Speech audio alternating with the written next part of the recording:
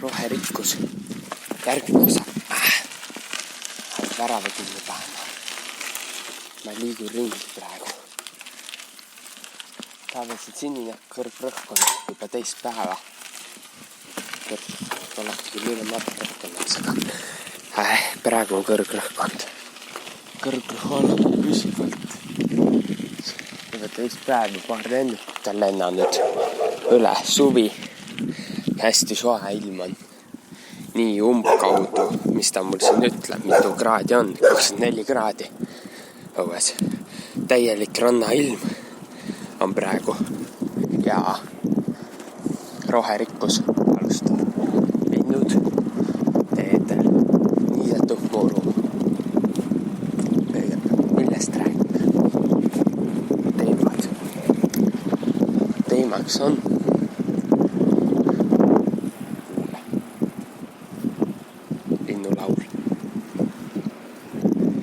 muru ja selle niitmine.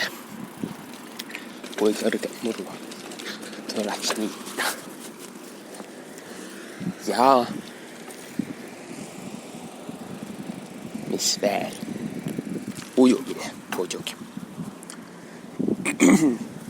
Ja veekogud täpsemalt. Veekogud ja kuidas asjad käivad. Miks kasvab taimed sellised? Miks kasvab veekogu kinni tänapäeval? Ja miks see protsess järjest kiireneb? Ja muidugi väetised. Head kuulamist. Kõigepealt esimesest nii muru esimese teema. Muruna on see, miks selleks, et tagada selline sobiv ökosüsteem või koossus loomadest, taimedest. Ja muru on nagu niit umbes. Niidud on ka need, mida niitetakse. Tuleb niita lihtsalt, sest muidu on kasvab kinni. Ja need loomad seal elavad ei saa viisalt anda. Toitu. Toitained. Muru kohta veel seda, et muru on kõrred. Pistised muru asemel võib näiteks hüljata ka ristikutega ikkagi niitma peab. Muru on umbes nagu need niit, mida peab pidevalt niitma. Niidud on ka selline ökosüsteem, mida pidevalt niitma. Kooslused peavad olema tasakaalus täielikult. Sümfoonia, harmoonia, muusikaline tähenduse. Ja ökosüsteemis peavad olema tasakaalus, sest kui need tasakaalust välja lähevad, siis sureb keegi ära ja siis tekib aherreaktsioon, mille lõpuks muidugi võib muutuda toitumisärg. Sa lõpuks kannatame ise aherreaktsiooni tulemusena. Ja see on halb. Töötepäevad on ökosüsteemi paigas. Muru või ka niidud. Kui niidetakse, siis saadakse. Siis niitmise järel tulevad linnud. Või siis mingisugused putukad, kes veel elama jäid. Mõned saavad muidugi viga, mõned putukad. Nüüd süüakse ära, kes viga saavad. Lindude poolt ilmselt. Jah, lindude poolt. Või siis mõned putukad mõningad. Nii martikad ja sellised tulevad. Putukad tulevad maha ja hakkavad söövad nüüd. See on hakkavad seda maha raiutud muru sööma. Ära niidetud tähendab. Niidetud muru sööma. Ja kui muru see ära samas niidetud muru sinna paika jätta, siis ta kas kõduneb või süüakse ära. Rohkem kõduneb, vähesem ära süüakse ära. Niidetud muruga on sama, mis nagu lehtedegagi. siritsuda kokku. Ühest küljest on see hea, sest see laseb taimede kasvada, teisest küljest on see jällegi väetis ja söök mõningate teistele loomadele. Ja taimeväetis. Praegu mitu asja korraga. Nüüd siis kõige õige. Seda ei oska täpselt öeldagi. Mõned ütlevad ühtepidi, teised ütlevad teistpidi. Kumb see õigem on, seda ei tea. 27. juuli Elva ohvrik Singer-Vinger. Okei. Nii. Aga nagu teatavad, taimed kasvavad jõudsalt mere poole. Mered hakkavad ja veekogud hakkavad kinni kasvama. See on sellest, et veekogudes on hästi palju toitaineid, rohkem kui vanasti. Ja see on omakorda väetiste põhjustatud. Väetised panevad vohama taimed ja siis tuleb palju toitaineid. Väetistes on palju toitaineid, milles kasvatatakse, mille peal hakkavad kasvama taimed. Sest taimedel on vaja neid toitaineid ja mineraalained. Veest on vaja mineraalained. Mineraalained sooli on vaja veest. Ei suust on vaja päikesevalgust, millest saab teesida klorofülli ehk siis seda, mis taimed roheliseks värvib. Ja klorofüll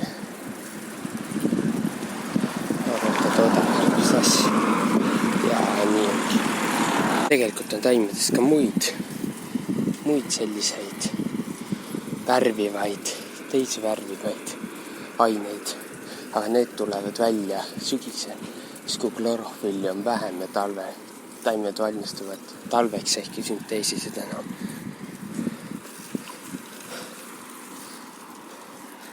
Siis tuleb välja muid aineid. Taimed lähevad puhke seisundisse. Siis tuleb välja muud ained, mis värvivad punaseks, kollaseks ja pruuniks ja sellised muud ained hakkavad siis mõjutama taime. Räägime veekogudest. Lähme tagasi veekogude juurde. Mee sujumine. Vesi on tegelikult ju happe aluse segune. Happel on haa ja aluse loo ja need on nüüd segatud. H2O vesi pole happe aga alus neutraalne lahus. Vesi on eraldi klass. Kõigis nendes happed, alused, soolad, mineraalained peaks kõik soolad olema.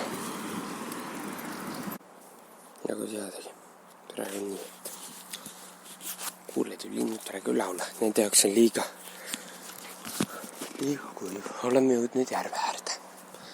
Siin on vesiroosid või need teised vesiroosid aineid. Vesiroosid. Need. Siis need teist värvi olidki. Mäleta. Mäleta praegu. Ei tule nimi meelde. Soojärv. Soojärvedega on selline lugu, et neil on põhjas muda. Soojärved on tavaliselt sellised soojad järved. Suviti, siis need läheb kiiresti soojaks. Neil on põhjas muda ja need kasvavad vaikselt kinni ääre pealt. Ja kalpoolt tuleb muda järjest juurde.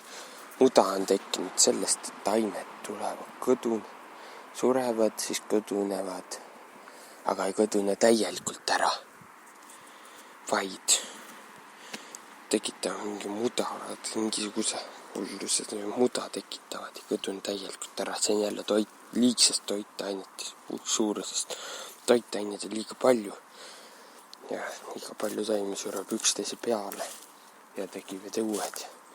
Siis need vajuvad põhja poole ja ei jõua ära täielikult kõduneda. Sellest on tingitud see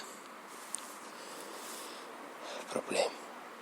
Ei muuhulgas taimed võivad teha ka niimoodi, et tulevad peale, pealtpoolt tulevad ja allpool on vesi, pealtpoolt tulevad taimed. Taimed tulevad järve peale ja niimoodi tekib soo. Ja see altpoolt samal kasvab ka kinni põhjast. Põhjas kasvab kinni, see kus see põhi on, see muda all, sealt hakkab vaikselt kinni kasvama. See mudast tekib vaikselt muld. Ja peale poole tekib jälle muda juurde. Mudast tuleb allpool muld lõpuks. Niimoodi kasvanud. Ja lõpuks on järv kinni kasvanud. Järv nagu teatavasti tekkis jää ajal. Kui jää meil pealt ära kandis, purustas kõik kivid peal. Kõik suuremad kivid. Ja sinna on mingi suur kivi teinud suure augu. Sinna, kus suured kivid tekitasid suured augud, sinna tekkisid järved ja mered. Suured kivid tekitasid nii suure augu, et see ulatus allapoole merepinda. Või siis tekkis mäe otsa selline suur auk kahe mäe vahele.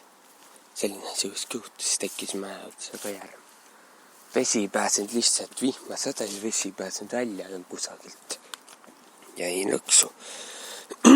Ja sellest tekkisid järved. Samamoodi pika nühkimisega kivi liigub mööda pinda ja niimoodi tekivad ojad, jõed. Ja sealt tekib. Ja lõpuks pikka aega pommitati maa algusaastatel pommitati maad kividega. Sellest ka maa raudtuum. Kividega pommitamistest asteroidid pommitasid. Üks asteroid lendas vastu maad ja maa põlekas pooleks. Ühest sellest viimast osast tekkis kuu ja teine osast sai maa. Ja sellest tekkis ka raudtuum maale. Asteroidi pommitusest. Asteroidil on võlgu maa raudtuum. Elu tekkimine on muidugi müsteerium. Meil pole vastust leitud. Aminohapped on meis igasühel valkudes olemas. Põhimõtteliselt oleme pooleldi happeline. Ja. Aga nüüd ma siis lõpetan, et selleks korraks on kõik. Kuulake natuke linnulaulu.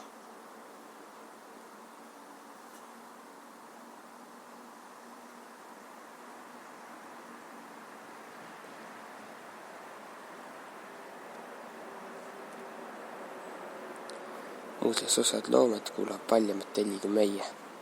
Osad kuulavad madalamat heli kui meie. Osad suudavad tekitada valjamat, kui meie kuuleme. Osad suudavad tekitada madalamat, kui meie kuuleme. Need saavad osad loomad suhtlevad omavahel. Näiteks vaalad, üürvaalad vist olid suhtlesid omavahel. Väga madalate helidega, sellistega, mis pole meile kuulda. Räägivad omavahel. Nad eekonnast ja lähevad niimoodi. Ühed loomad läksid niimoodi parvedena. Niimoodi tekitasid parved endale.